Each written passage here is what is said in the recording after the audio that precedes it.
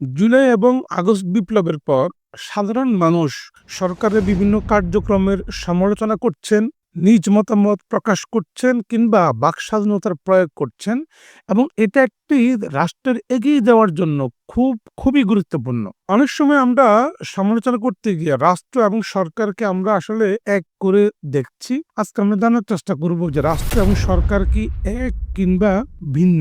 আমরা জানার চেষ্টা করব রাষ্ট্র এবং সরকারের কোন দুর্বলতায় ফ্যাসিজম কিংবা স্বৈর শাসক তৈরি হয়। রাষ্ট্র হলো এই পৃথিবীর সবচেয়ে গুরুত্বপূর্ণ রাজনৈতিক প্রতিষ্ঠান। একটি রাষ্ট্র গঠিত হওয়ার জন্য বেশ কিছু উপাদান প্রয়োজন। একটি রাষ্ট্রের একটি নির্দিষ্ট ভূখণ্ড থাকবে, একটি নির্দিষ্ট জনগোষ্ঠী থাকবে, তার সার্বভৌমত্বের একটি স্বীকৃতি থাকবে, ওই রাষ্ট্রকে পরিচালনা করার জন্য একটি সরকার থাকবে এবং রাষ্ট্র কিভাবে পরিচালিত হবে তার জন্য একটি সংবিধান থাকবে।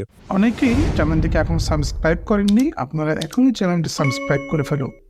যদি আমরা একটু খেয়াল করে দেখি, আমাদের যে রাষ্ট্রটি বাংলাদেশ, তার একটি নির্দিষ্ট ভূখণ্ড রয়েছে যার আয়তন প্রায় 1,47,000 বর্গ কিলোমিটার।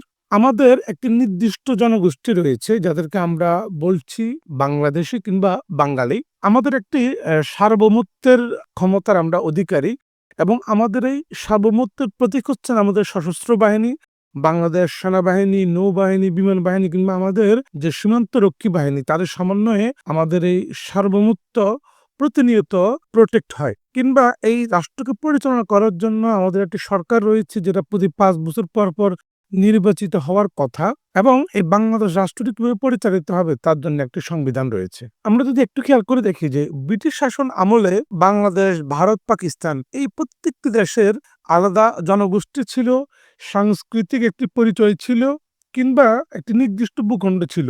কিন্তু কেন আমরা এটাকে রাষ্ট্র বলতে পারিনি? কারণ এই রাষ্ট্রের সার্বভৌমত্বের কোনো ক্ষমতা ছিল না।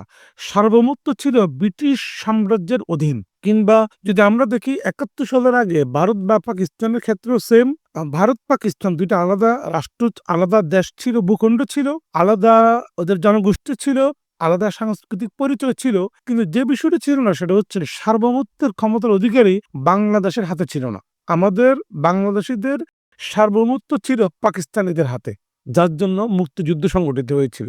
এবং যদি আমরা আবার সরকারের চিন্তা করি যে সরকার কিভাবে আসলে পরিচালিত হয়, সরকারের মূলত ৩টি গুরুত্বপূর্ণ বিভাগ রয়েছে যার মাধ্যমে একটি সরকার আসলে পরিচালিত হয়। তার মধ্যে গুরুত্বপূর্ণ হচ্ছে আইন বিভাগ, শাসন বিভাগ, বিচার বিভাগ। যদি আমরা একটু লক্ষ্য করে দেখি যে বাংলাদেশের একটি আইন বিভাগ রয়েছে, আমাদের জাতীয় সংসদ, যেখানে ৩৫০ জন ব্যক্তি প্রতি ৫ বছর পর নির্বাচিত হন এবং তারা সেখানে যাবেন, তারা জনগণের কল্যাণে বা জনগণের প্রয়োজনে বিভিন্ন আইন তৈরিতে রাষ্ট্রকে সহায়তা করবেন। ৩০০ জন সংসদ সদস্য সরাসরি নির্বাচিত হন, বাকি যে ৫০ জন তারা পরোক্ষভাবে নির্বাচিত হয়ে থাকেন এবং রাষ্ট্রের এই আইন বিভাগ যে আইন তৈরি করবে, রাষ্ট্রের শাসন বিভাগ সেগুলো মূলত বাস্তবায়ন করবে। এই যে রাষ্ট্রের লক্ষ লক্ষ কর্মচারী, কর্মকর্তা, রাষ্ট্রের বিভিন্ন বিভাগ, অনুবিভাগ, মন্ত্রণালয়, দপ্তর, তারা মূলত এই আইন বিভাগের যাবতীয় আইন কানুন অনুযায়ী রাষ্ট্রকে পরিচালনার জন্য তারা বিভিন্ন শাসন কার্য পরিচালনা করবেন, তারা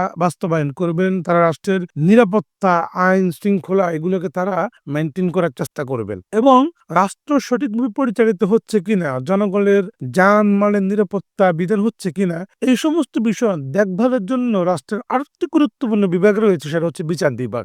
বিচার বিভাগ জনগণের বিভিন্ন অধিকারগুলোকে নিয়ে তারা সেখানে মীমাংসা করবেন। তারা আইন শৃঙ্খলা পরিস্থিতির মেনটেন করার জন্য যারা বিভিন্ন অপরাধে অভিযুক্ত, দেওয়ানি কিংবা ফৌজদারি, তাদের বিচার কার্য পরিচালনা করবেন কিংবা রাষ্ট্রের বিভিন্ন গুরুত্বপূর্ণ বিষয়ে তারা মতামত প্রকাশ করবেন, তারা সংবিধানের ব্যাখ্যা প্রদান করবেন। সো এভাবে একটি সরকার তার কাজগুলো পরিচালনা করে থাকে। প্রশ্ন হলো তাহলে স্বৈর শাসনের বা স্বৈর শাসক কিংবা ফ্যাসিজম কেন তৈরি হয়? রাষ্ট্রের যে নির্দিষ্ট কিছু উপাদান কিংবা সরকারের নির্দিষ্ট কিছু কাজ, এর বাইরেও রাষ্ট্রের কিছু নির্বাহী বিভাগ রয়েছে, যেই বিভাগগুলো মূলত সরকারের সাথে কাজ করে কিন্তু এরা রাষ্ট্রের সাথে সম্পৃক্ত কিংবা সরাসরি এরা জনগণের কাছে এরা দায়বদ্ধ।